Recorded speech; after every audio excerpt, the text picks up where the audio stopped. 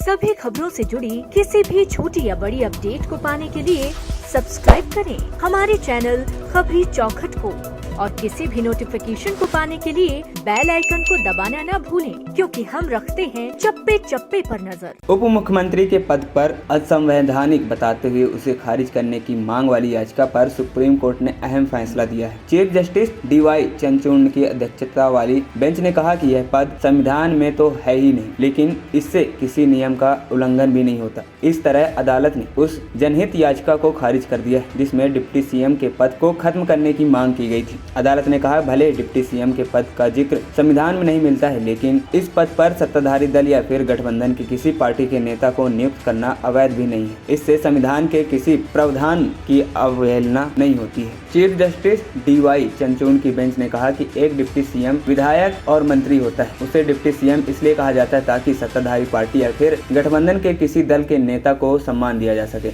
इस पद को भले ही संविधान में कोई जिक्र नहीं मिलता, लेकिन इससे संविधान की अवहेलना भी नहीं होती है। बेंच ने कहा, कई राज्यों के उप मुख्यमंत्री की नियुक्ति की परंपरा चली आ रही है। इसमें पार्टियां अपने वरिष्ठ नेताओं को थोड़ा सम्मान देती हैं। यह असंवैधानिक नहीं है। इसके साथ ही बेंच ने कहा, डिप्टी CM भी अन्य मंत्रियों की तरह कैबिनेट की बैठक में हिस्सा लेते हैं और उनके मुखिया CM ही होते हैं। याची अधिवक्ता ने कहा, कई राज्यों में यह गलत परंपरा शुरू की गई है। संविधान में डिप्टी CM जैसा कोई पद नहीं है, फिर भी नेताओं को यह पद दिया जाता है। अधिवक्ता का कहना है कि यह नियुक्तियां गलत है। इसके अलावा ऐसी नियुक्तियां मंत्रियों के बीच समानता के सिद्धांत के खिलाफ है। इस तर्क के जवाब में बेंच ने कहा, डिप्टी CM एक मंत्री ही होता है। इससे किसी संवैधानिक नियम का उल्लंघन नहीं होता, क्योंकि डिप्टी CM एक विधायक ही होता है। यदि आप किसी को डिप्टी CM कहते हैं तो वह एक मंत्री के लिए ही होता है। खबरी चौखट की रिपोर्ट।